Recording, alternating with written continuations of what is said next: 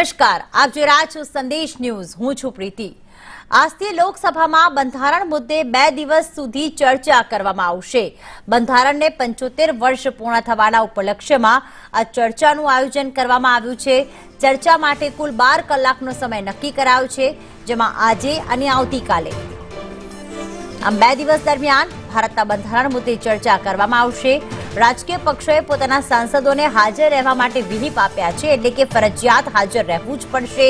રક્ષામંત્રી રાજનાથ સિંહ આ ચર્ચાની શરૂઆત કરશે, તો નેતા વિપક્ષ રાહુલ ગાંધી પણ ચર્ચામાં પોતાનો મત રજૂ કરશે.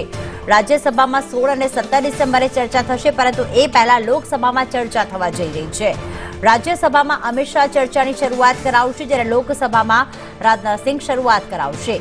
તો શનિવાર એટલે કે આવતીકાલે વડાપ્રધાન નરેન્દ્ર મોદી ચર્ચાના સમાપનમાં સંબોધન કરે તેવી પણ પૂરેપૂરી શક્યતા છે. બંધારણની આ ચર્ચા ખૂબ જ મહત્વની, જેમાં દરેક સાંસદોને ફરજિયાત હાજર રહેવા માટે વિહીપ આપી દેવામાં આવ્યા છે. માત્ર શાસક પક્ષ જ નહીં, તમામ પક્ષોના સાંસદોને હાજર રહેવા માટે વિહીપ આપવામાં આવ્યા છે. તો ભારતીય જનતા પાર્ટીએ પોતાના સાંસદોને હાજર રહેવા વિહીપ આપ્યું છે. આ ચર્ચા જે છે લોકસભા અને રાજ્યસભા બંનેમાં થશે. આજે અને આવતીકાલે લોકસભામાં થશે, જ્યારે સોમવાર અને મંગળવાર એટલે કે 16 અને 17 તારીખે રાજ્યસભામાં ચર્ચા થશે, જ્યાં કેન્દ્રીય ગૃહમંત્રી અમિત શાહ ચર્ચાની શરૂઆત કરાવશે. જ્યારે લોકસભામાં ચર્ચાની શરૂઆત થવા જઈ રહી છે, તેવામાં રક્ષામંત્રી રાજનાથ સિંહ તેની ચર્ચા શરૂ કરાવશે.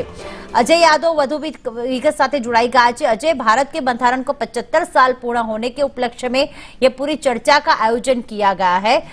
कितने घंटे निर्मित किए गए हैं चर्चा के लिए? क्या चर्चा होने की संभावना है? ज्यादा क्या जानकारी प्राप्त हो रही है?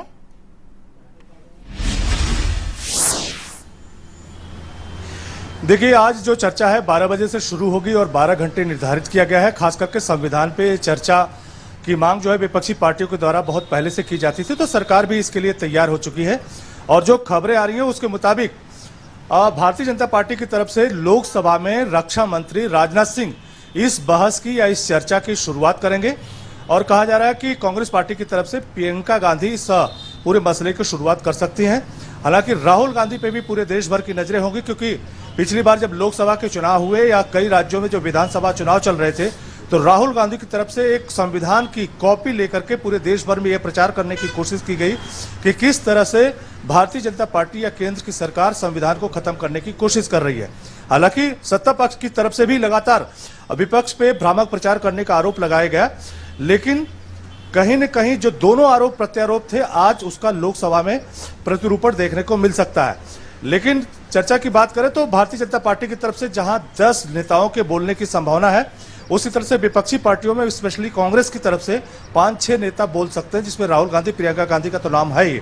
तो चर्चा कुल 12 घंटे तक, यानी आज लोकसभा में और कल 2 दिनों तक चलेगी. और प्रधानमंत्री नरेंद्र मोदी कल जो सवाल है उसका या जो संविधान पर चर्चा होगी उसका जवाब देंगे. लेकिन राज्यसभा की अगर बात करें तो राज्यसभा में जो संविधान पर चर्चा की शुरुआत गृह मंत्री अमित शाह की तरफ से की जाएगी, और वहां भी इतने ही समय निर्धारित किए गए हैं. 16 और 17 तारीख को यह पूरी चर्चा चलेगी, और अंत में 17 तारीख को प्रधानमंत्री नरेंद्र मोदी की तरफ से जवाब दिया जाएगा पूरी चर्चा का. लेकिन मूल मुद्दा यही है कि संविधान को लेकर के भारतीय जनता पार्टी और कांग्रेस के बीच आरोप प्रत्यारोप का दौर लगातार चलता रहा है. और पिछले लोकसभा चुनाव में या कई राज्यों के विधानसभा चुनाव में या रह के अक्सर कांग्रेस पार्टी की तरफ से इस बात का हवाला दिया जाता है कि किस तरह से भारतीय जनता पार्टी की सरकार पूरे संविधान को खत्म करने की कोशिश कर रही है.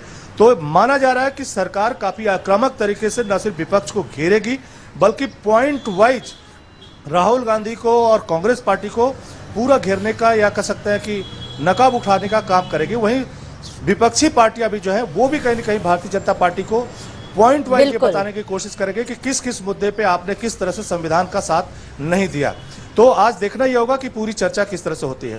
बिल्कुल, धन्यवाद तमाम जानकारी के लिए अजय.